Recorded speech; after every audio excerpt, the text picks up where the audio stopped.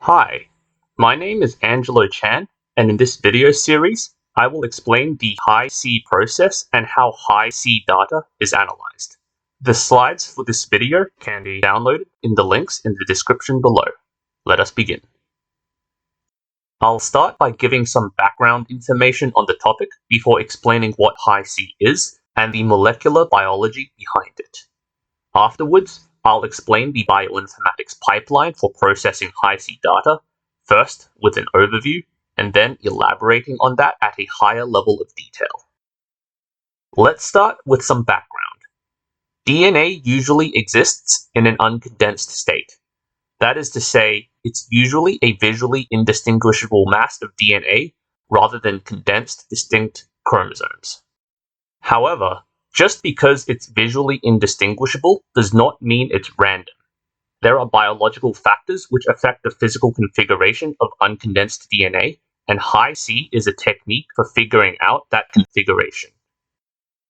Processed HiC data shares some similarity to linkage mapping data.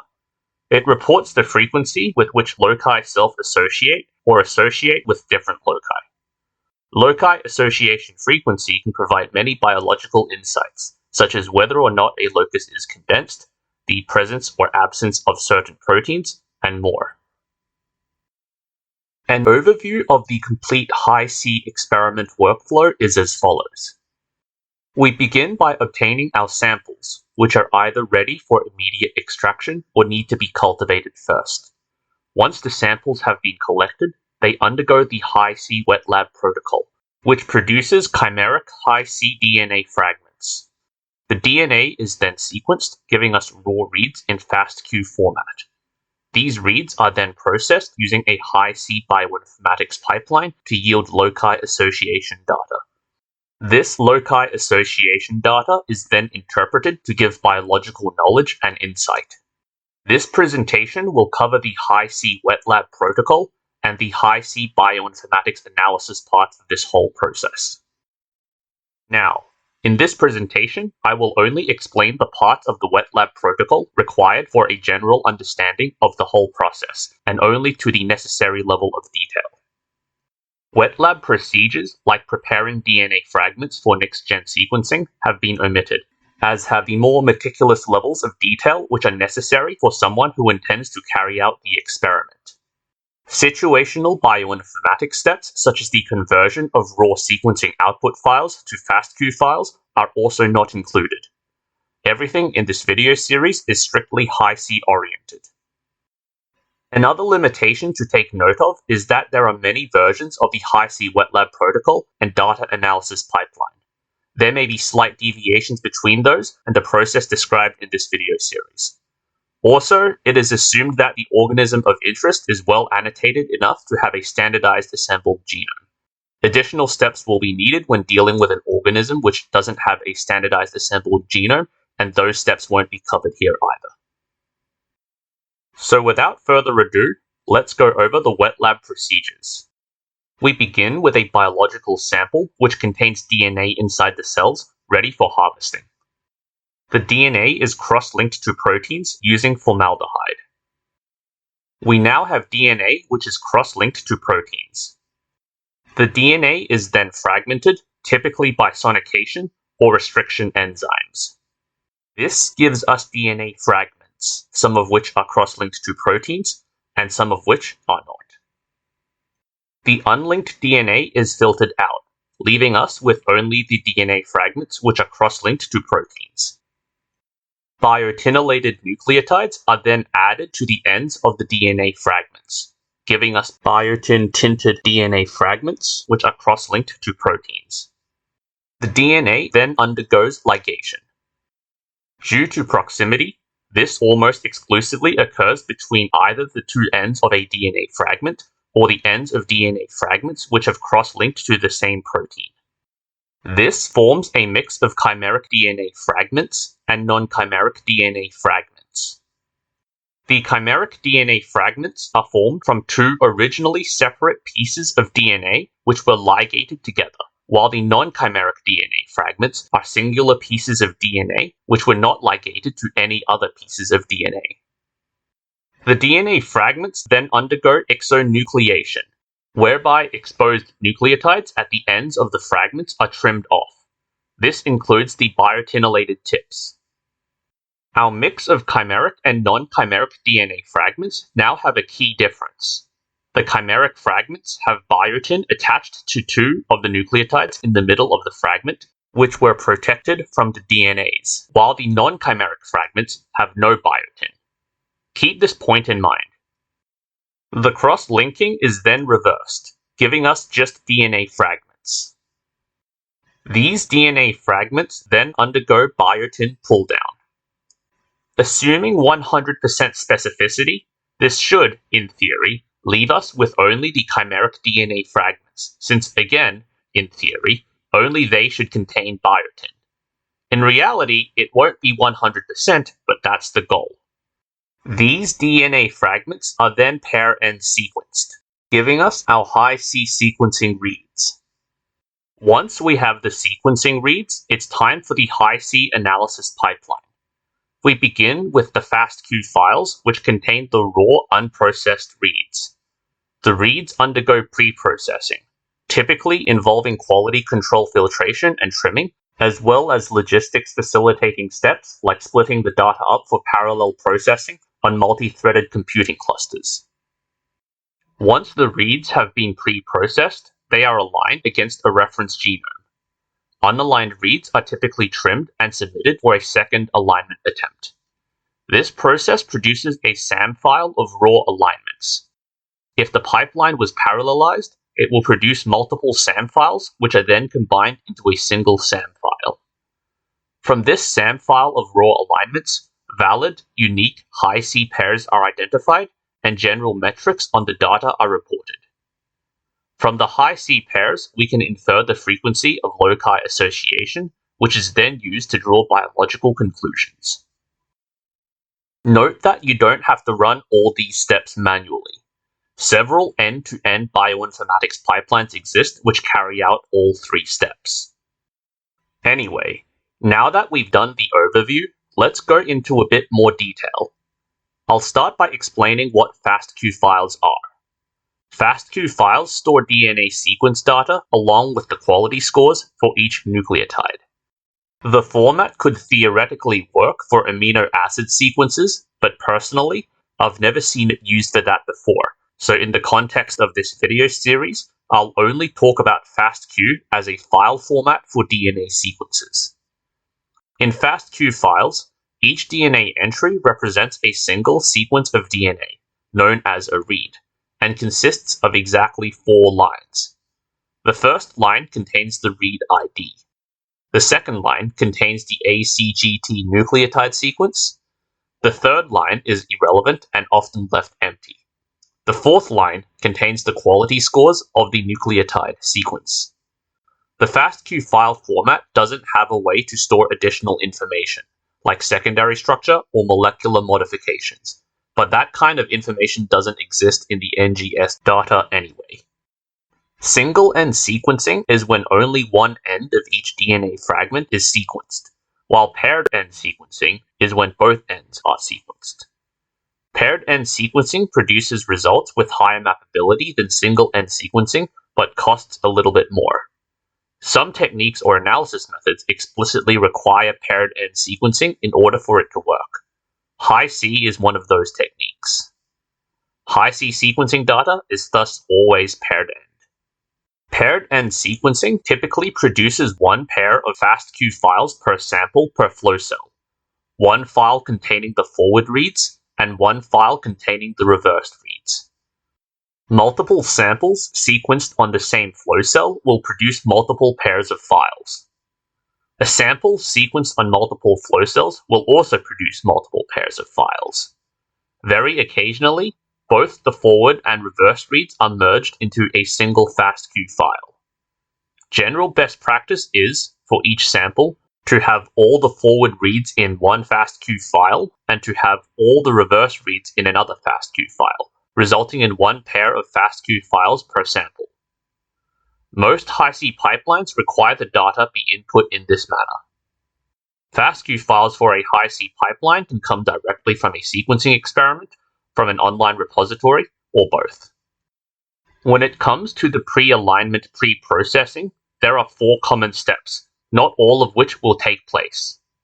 There's adapter and primer trimming, quality control trimming, restriction enzyme site trimming, and the combining or splitting up of files for logistical reasons. Since both the input and outputs of all these steps are FASTQ files, they can technically be performed in any order, although reliable reporting metrics may require a particular order. Once the pre-processing is finished, the FASTQ files can be aligned against the reference genome for that organism. To be more precise, they are aligned against the index of the reference genome, which needs to be generated. However, once a reference genome index has been generated, it can be used to align any number of FASTQ data files and does not need to be generated again each time. Sometimes, the unaligned reads are aligned a second time after being trimmed.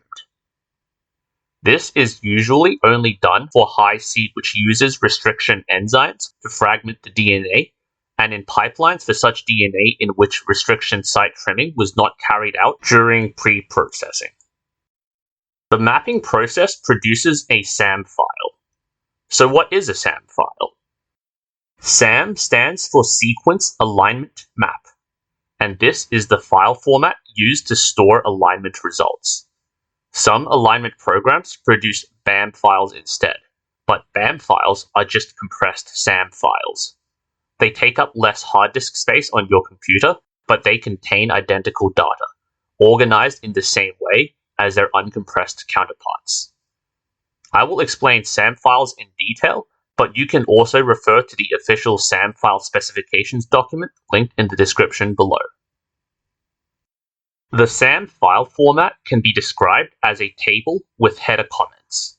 That is to say, a SAM file consists of 2 parts, a comments section and a data table.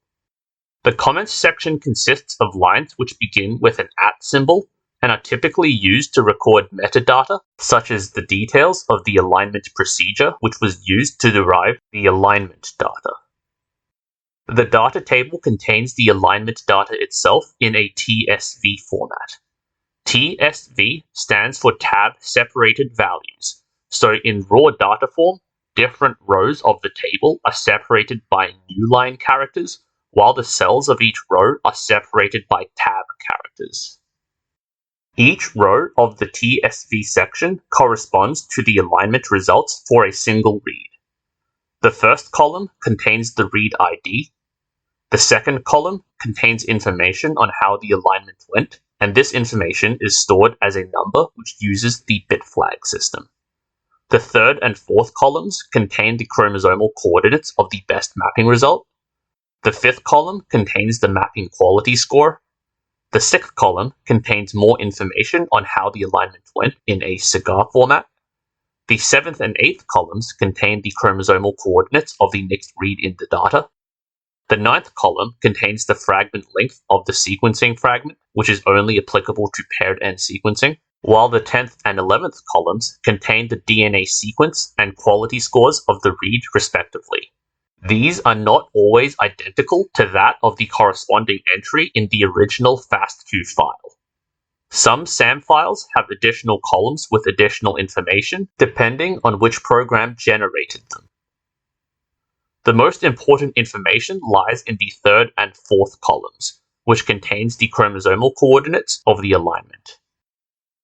Now, in conventional experiments, read pairs are aligned together and considered to be 2 ends of the same locus. In HiC, this is not the case, and the reads are aligned separately. Okay, since we now know what SAM files are, we can talk about post-alignment processing.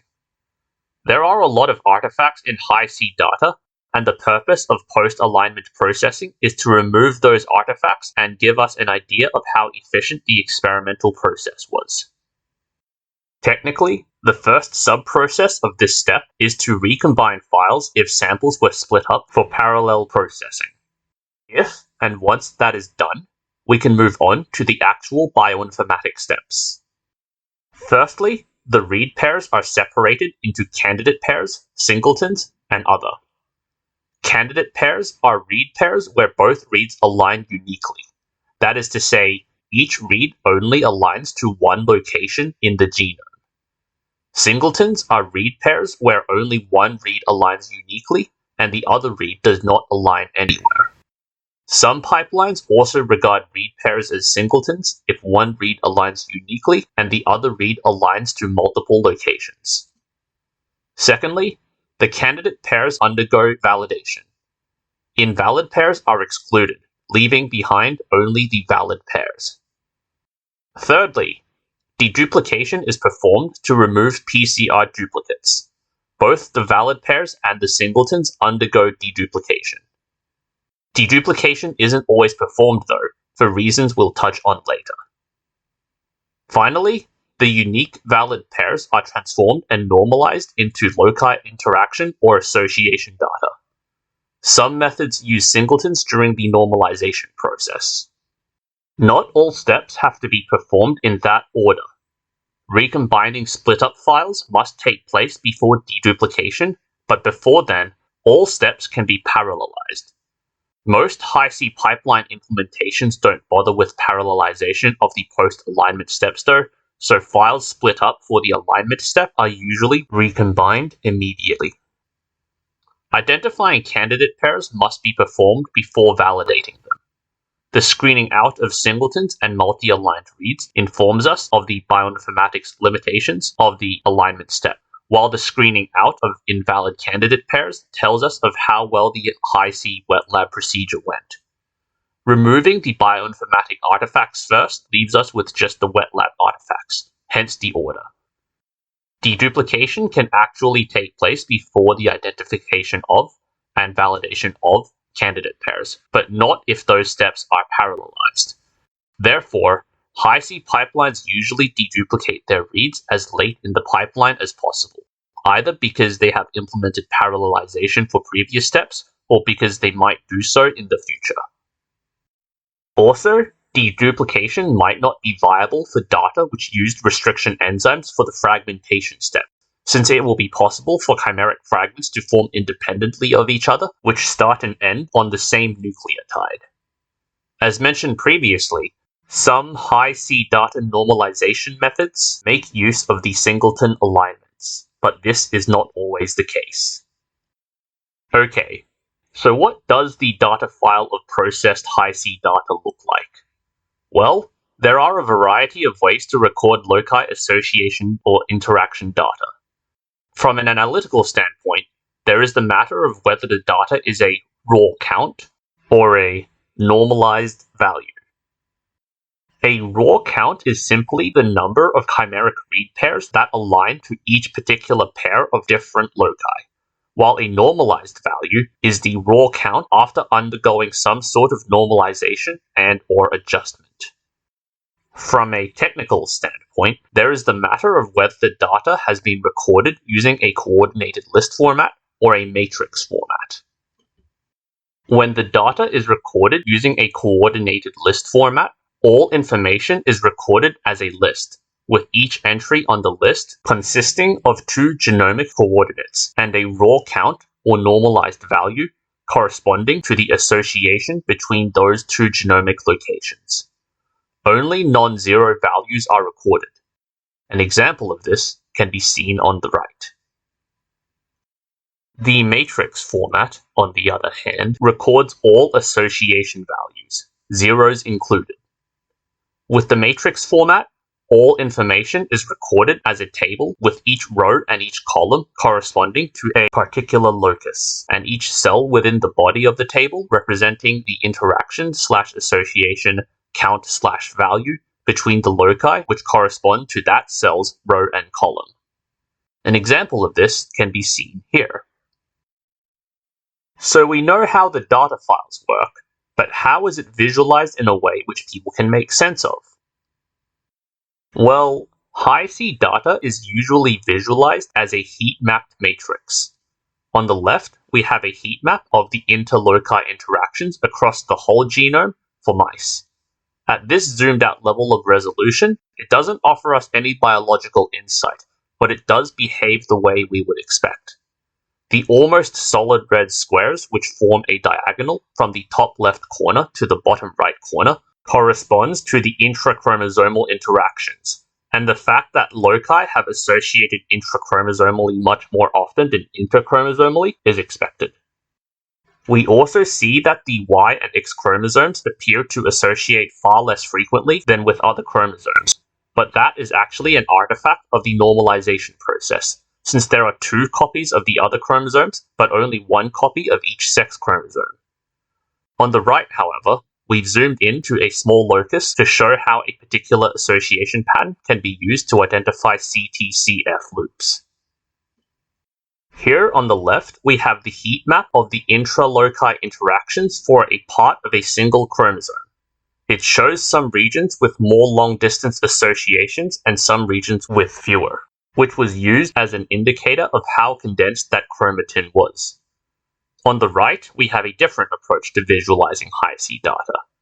Since the square-type heat map is symmetrical along its main diagonal, half the heat map can be omitted, and the remaining triangle can be rotated 45 degrees so that the main diagonal now rests horizontally. This allows us to display HiC data alongside track-based data, as shown here. Anyway, that concludes the presentation. Slides and supporting documents can be downloaded from the links in the description below. My name is Angelo Chan, and I hope you enjoyed this video series.